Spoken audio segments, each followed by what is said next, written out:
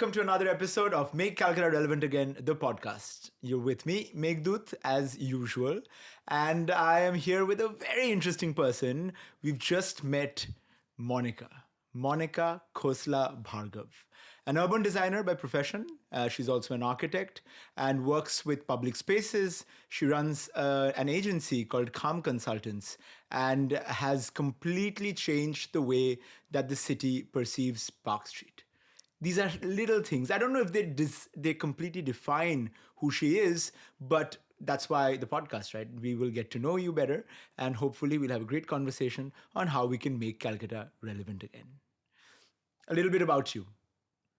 So you've already introduced me, and I love Kolkata. Born here, studied at JU, and then I moved on to studying my master's at School of Planning and Architecture, New Delhi. SPA, and New that Delhi. was a fabulous experience because we were a class of 12 with a faculty of 12. Wow. So, you really got to learn from your teachers. It's the place where, I learned so much by the way we were interacting. Yeah. And sort of a postgraduate diploma at Lund University in Sweden. And that's in architecture and development. Mm-hmm. So that's also very interesting because, one of the things I learned in Sweden, which was that one of two things. Mm-hmm. One is teamwork. Like a lot of studies in architecture or any design field in India, I felt were very individualistic. It was about you, and also tried to build up your ego. And that's one of the reasons that I didn't name my firm after my name. Right. Like the first thought was that Let I have to... out of the door. Yeah. Absolutely. And you named it Kham. Kham. So let's get into the basics of the naming. I mean, there seems to be like a story about everything with you from the little time that we've spent together. So for our audiences, what is Kham? So Kham is the Sanskrit sound of space. Wow. So basically there is just out of the 20,000 Vedic shloks, there's one shlok, Om Kham Brahm. Right. And where Kham means the infinite space, infinity. Mm-hmm. So space basically starts from you and it extends to infinity. Yeah. And you can only experience it if if there are some barriers. Right. And since we as architects design those barriers, I decided to name the firm Kham. It's interesting. I would love to know more about space from you in general. And space obviously in various contexts mean different things. So when I was at Stanford, one of the classes that I had was called Touchy Feely. And it was not really a full-blown course, but the idea of Touchy Feely was about personal spaces and how in different cultures, depending on where you grew up geographically, the way you perceive space is very different. Few things that I remember from that class is, of course, because we grew up in a country like India, where even closing your door, for example, when you're very young, is not really acceptable in most Indian households. Right? Why do you need privacy? Why? You're a young kid, why do you need that? To places like Scandinavia, for example, or like Germany, where, there's a sense of private space which is sacred almost, that it doesn't matter if you're a young person or an old person, you have a certain entitlement to a space which is built in your culture. As an architect, when you look at the world, and as you said very beautifully, your job is to create those boundaries, right, in the spaces. How do you think space has evolved? The idea of space has evolved before your formation as an architect, as a young kid growing up in India, versus how you think about space today? My growing up it was in Kolkata. I lived in a very colonial part of the city. Mm-hmm. And my city at that time just was defined between, let's say, Howrah station, where we went for some occasional holidays, and south of my house was opposite Calcutta Club. So a little bit south to it was my city. Mm-hmm. And of course, this part of the city I knew really well. And there's certain things I grew up understanding about space was also how space could be divisive as well as inclusive. So I'll share a small story. Please. Like I saw Rabindra Sadan come up. Okay. And This was what this year? must be 72, Oh, God. 1972 or Oh, so. God. Huh? Yeah.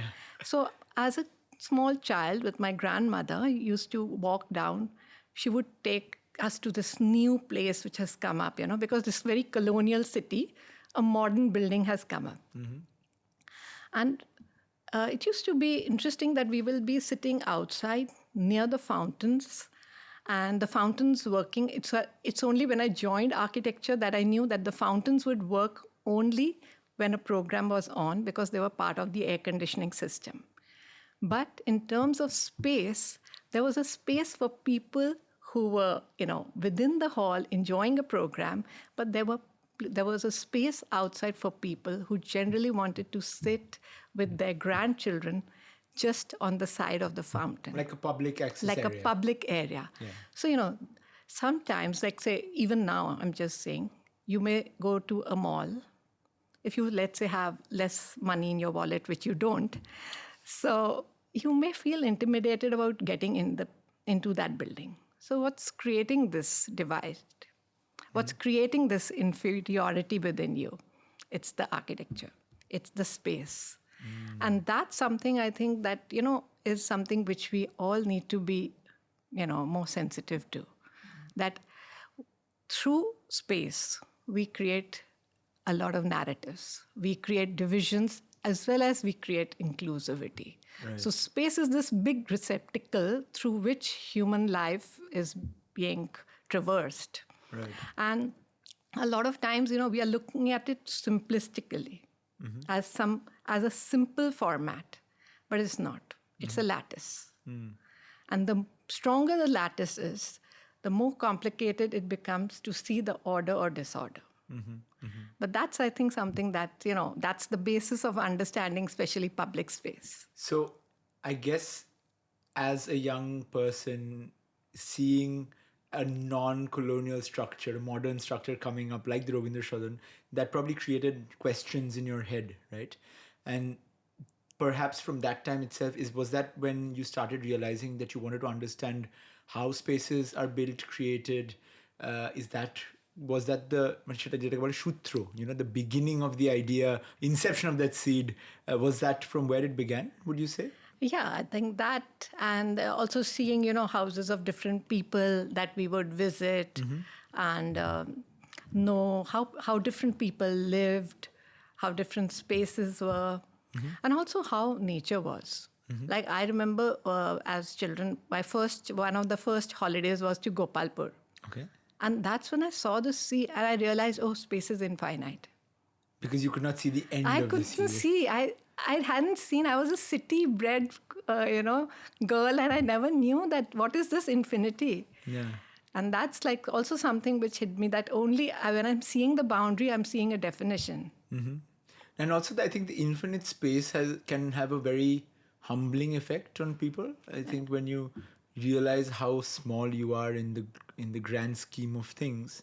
I think it had happened to me I can't remember the name of the glacier, but I think the first time I saw it was the Vatnajökull glacier in Iceland.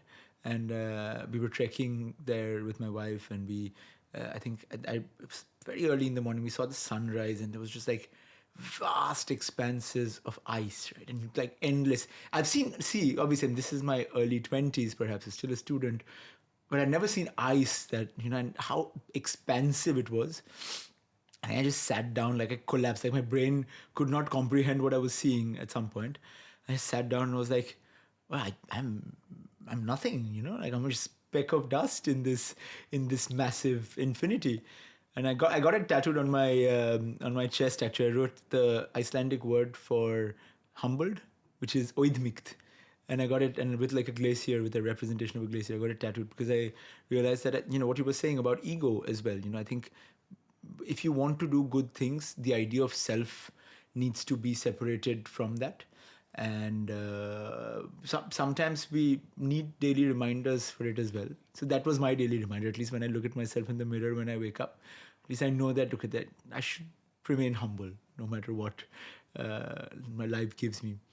I did mention this in a little bit that, she changed the way that Park Street is looked at by Calcuttans, because you kind of created this whole festival around Christmas, and but if the memes were to be believed, which come out during Christmas, it feels like the number of people who passed through Park Street during Christmas, it feels like Jesus Christ was born in Park Street only. Oh, yeah. I'm sure you've seen some of these memes. It's like it's just impossible to even walk through, right? It's insane. And, there's so much light and there's beautiful things happening around that time. And I'm not going into the semantics of it and, the relevance of it perhaps, but why did you even decide to get into it? Why did you decide to re-Christian Park Street as a place which would, and what was the idea of like connecting it with Christmas? What was the initial thoughts on that? So, it was just like how we are chatting now. Mm-hmm. So similarly, all good things in Kolkata start with an adda. Of course. Yes. Of course. So it was one Saturday adda. Okay. Which year was this, let's say? This is 2007. 2007, okay. And this is happening at the Center for Built Environment one Saturday afternoon.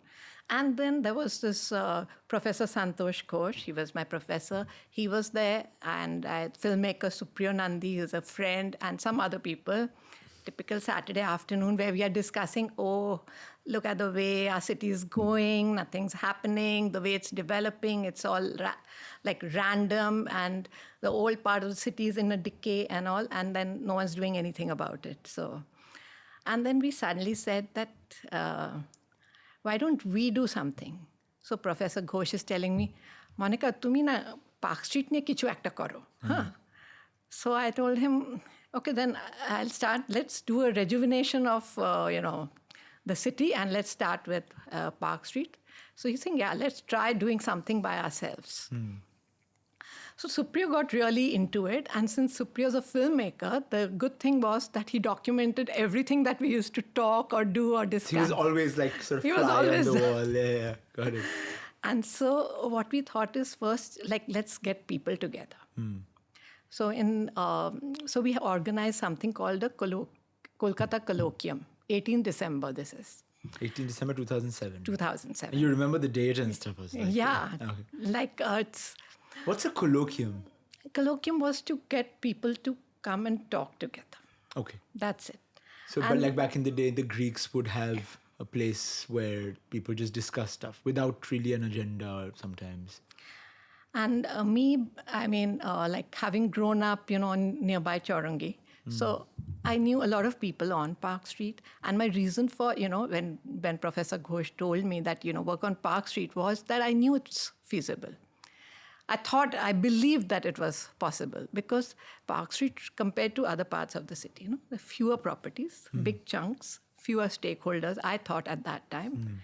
And also thought that, the restaurant owners, I knew some of them. And I thought that they were really, at that time, Park Street was really feeling the strain of the competition. Nothing was working on Park Street. Some restaurants had closed down. Others were planning to pack up. So I thought they'd be really interested in, something like, let's talk rejuvenation. And besides that, so we managed to get a good group. We discussed with Meena Bhagat of Oxford Bookstore. She said, sure, have it here. We spoke to the media people. Everyone was really keen. We spoke to a lot of people. We spoke to people from KMC, KMC being an architect, we're always in touch. So they were part of it. Students, teachers, so many people from Xavier's, residents whom we knew on Park Street. But what was it that you were trying to do? What was the final goal? What was the outcome that you were looking at? We were looking at, we had sort of put together a plan for rejuvenating Park Street. This was Park, right? Spark hadn't got created. Okay, Spark hadn't got created after that, Okay. Okay. So we put together, and what Supriyo did, he made a small film. Okay. And he interviewed Borun De. At that time, he was heading the West Bengal Heritage Commission. That was very effective because Borun De put forward also a lot of ideas. And we actually put forward a lot of ideas to people. And we got a lot of inputs from them. Police was also there. So a lot of people joined Spark. Right. And that's when we were able to start working on the festival. Right. Then we wanted to have it during this, end of the year when this Park Street celebrates, Christmas, New Year. Oh, so you aligned with the Christmas, New Year celebrations. But we didn't get permissions. Ah, okay. The police said, no way, Park Street's going to be a mess. You will be creating it's very difficult to control traffic, etc. and all. So they only allowed us permissions for January.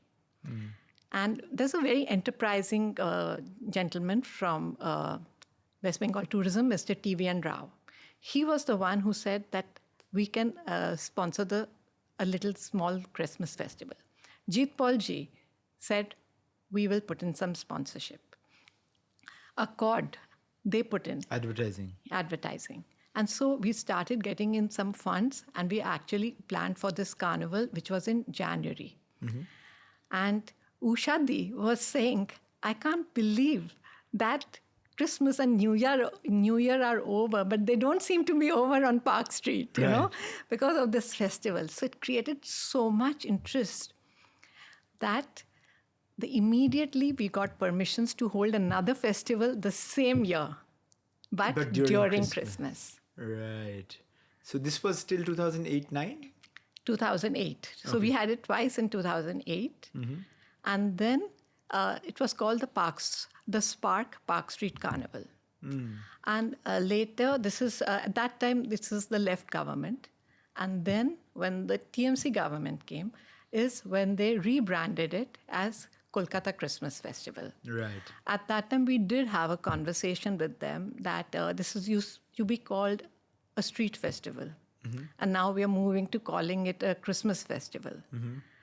But this was their preference, so we, went ahead. And it was by that time, it was a very successful festival.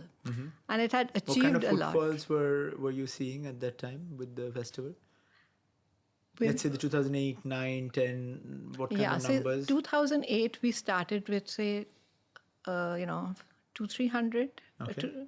The first one, 300-400, and by the end of the year, say 700-800. And the next year, we were in thousands.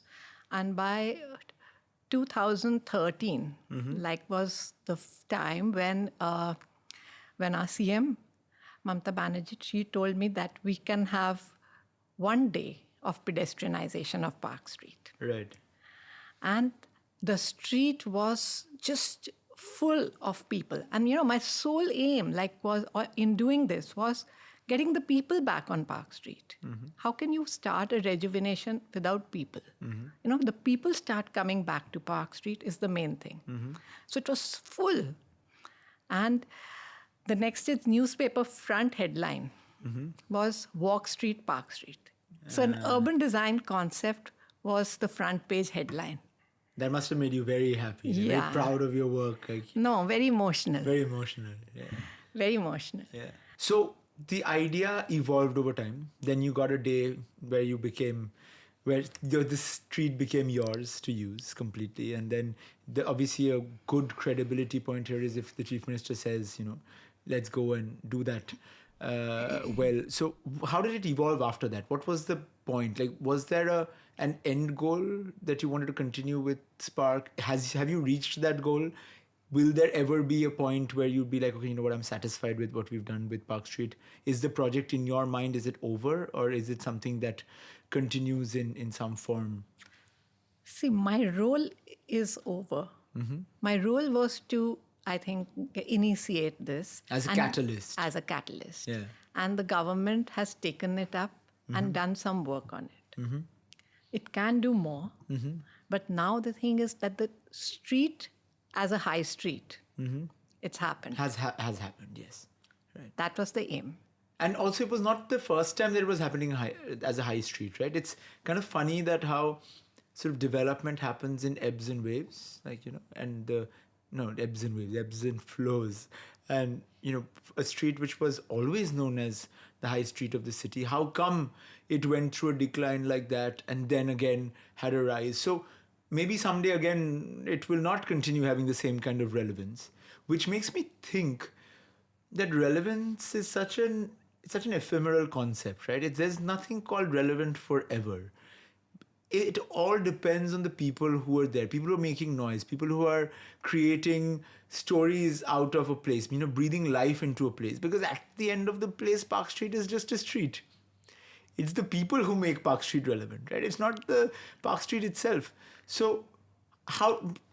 What do you think about relevance? What do you think about the relevance of our city? Let's get to the topic at hand as well, which is what we try to get from all of our speakers when they come to the podcast. Do you think the city is relevant today? Do you think the city, and what could be done if you think it is not relevant or needs more relevance? Let me ask you, how relevant is Kolkata to you? To me, Kolkata is very relevant to me, which is why I've made my life's purpose to work towards this relevance. But again, it's a double-edged sword, this question, according to me, because it is to me, but it might not be to a lot of people. If it was relevant to everybody, then Calcutta would have been on the national news, on international news. There would have been a lot more young people staying back in the city. There would have been a lot more economic opportunities at par with what's happening in the rest of the world. In one way, Calcutta has its own pace, and you cannot deny that. I think, Calcutta can never be a Bombay or Delhi, and it should not try to be, because that would take away from the soul of the city. Having said that, young people definitely do need more reasons to come back to the city as well. If they're leaving after their education, they need to have enough economic opportunities, entrepreneurial opportunities to be able to showcase what they're worth, their skills. And from that perspective, there's a lot to be done. That we are very far away from truly being relevant, and I think it's going to be an uphill journey. Anybody who claims that the city is relevant should probably look at the past. And I mean, at some points, I guess, relevance can also be judged. If you look at Calcutta 50, 60, 100 years ago, the amount of relevance it had in a global context was a lot higher than it is now. And we've kind of sold out to mediocrity, let's be honest. So it's important we understand that and we accept it, and then we work towards it. Maybe in this case, against the tide. But I guess I have an inherent messiah complex, and I'm guessing you do too. Otherwise, you would not have wanted to do this whole thing with Park Street, and which is also not a project you just want to be known by. And I'm sure we'll learn about what else you have in mind. But in short, to sum up, no, it's not as relevant as I would like it to be, which is what the opportunity is, which is what we need to be working towards. Over to you. If you look at any city, it's not that cities just, they will just bloom, or they'll just blossom, or they'll grow and then they will decay. No, there's a reason, and a lot of work goes into building them, into making them relevant, into making them important, making yourselves important, and even more work, continued work, goes into keeping them relevant. True. And reinventing them every time for the new generation. And I think that's what we are not doing enough. That's what we need to understand, that we need to put ourselves up on the map every single day. And with talk about the positive things. Talk about the good things that are happening. Try and get young people to be ambassadors of the city. I mean, who's going to make it relevant? Also think about that. If all the young people leave because they have better opportunities elsewhere, of course, I mean, the people who've already been here and have comfortable lives, they have inertia set in. They're not going to try and change the status quo because it's of no advantage to them. It's only young people who have that, blood.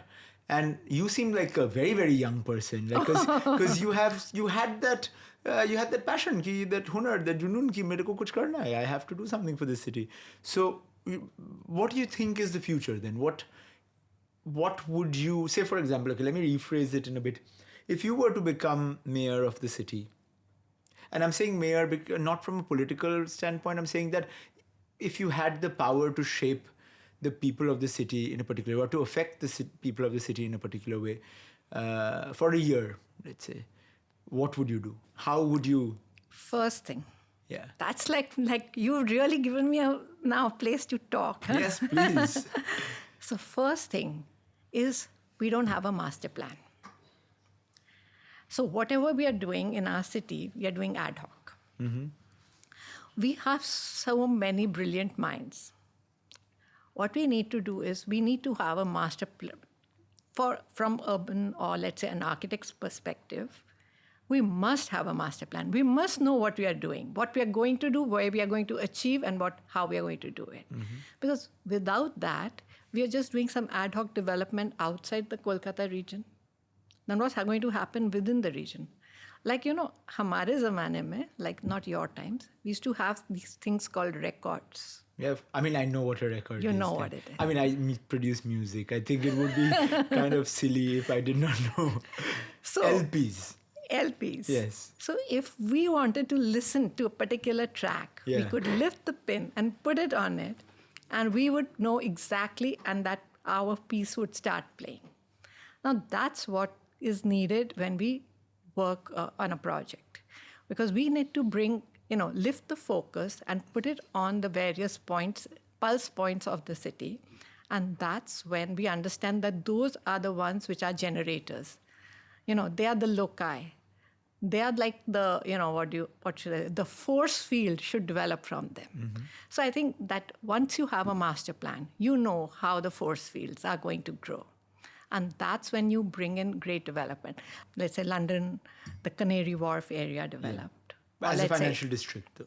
I mean, it was centered around banks coming in, building up, taking up shop. You see developments which have happened in other, Singapore or many other parts of the world. So what happens is a concerted effort is made. Now, let's say, like I'm presently also working on the, riverfront, like on the Hugli corridor. So my aim is when the city was built, why was it built? The main thing was this river Hugli was our maritime corridor. Right. We developed as a force field from this corridor. The city kind of expanded on either side of the Hugli because that was the central life That force. was the Chorungi. That was the Chorungi of the city. That's interesting. Think about it. Okay. So if you look at all the buildings, they face the river. Right. That's where you landed in. Right. Wherever you were in the world, you came to the city there. And that's how the city grew. And now, that's how we want to re-look at doing that old part of the city, right from, Bagh Bazaar, or you see the Shutanuti area, Kumartuli area. You come further down, Bada Bazaar. It's not that it's just we have the space, we have the houses, we have the buildings, so we have the infrastructure. That means we also have a lot of building capital. We have human capital invested in those buildings. So we should be looking at these brownfield projects turning around rather than keep running over and to the east, etc., which is also at environmentally sensitive areas, So we have a lot of work to do here. And if we bring in, let's say if this becomes a place where every young person wants to be, it becomes the main district, main business district. Well, Monica, that was amazing. I learned so much. The reason why we do the podcast to a large extent, it's not as much about optics and about trying to be like it is not really like any other podcast, right? It's you were talking about a colloquium. I just realized the podcast is actually kind of a colloquium. Like we hear about things that matter from people that matter, and all of them, there's only one thing that, brings all of them together, is the fact that is the love for Calcutta, So I'm very glad that you came today and shared these things about how you perceive space, how you perceive cities, how you think life and gravitational forces around cities can be developed. And I'm very grateful that, there are people like you in the city who are continuously trying to make the city more relevant again. So on behalf of the entire city, thank you. Thank you for all that you do. Thank you for having me here. It's really nice that, young people are looking at reviving the city. Well, and hopefully it's going to be a long and uphill journey, but we'll see where we go with it. The more number of people that we have together with us, the stronger we are. Thank you so much, everyone. And thanks for tuning into our episode today. Do subscribe to the YouTube channel. Don't forget to share the reels that are coming out. This is the time where we need to create as much noise, and sometimes we need the buy-ins of all the young people who maybe just have 20 seconds to spare. They might not have an hour to watch a podcast, but they might have 20 seconds to watch it and share. So do that, and don't stop thinking about the city. Don't stop working towards your city, because if you don't try and put in the effort to clean, not even at the city level, but your own backyard, your own little district, your own pada, your own neighborhood, somebody else from outside is not going to come and do it. So good luck with that, and we'll see you on the next episode of Make Calcutta Relevant Again, the podcast. Thank you very much.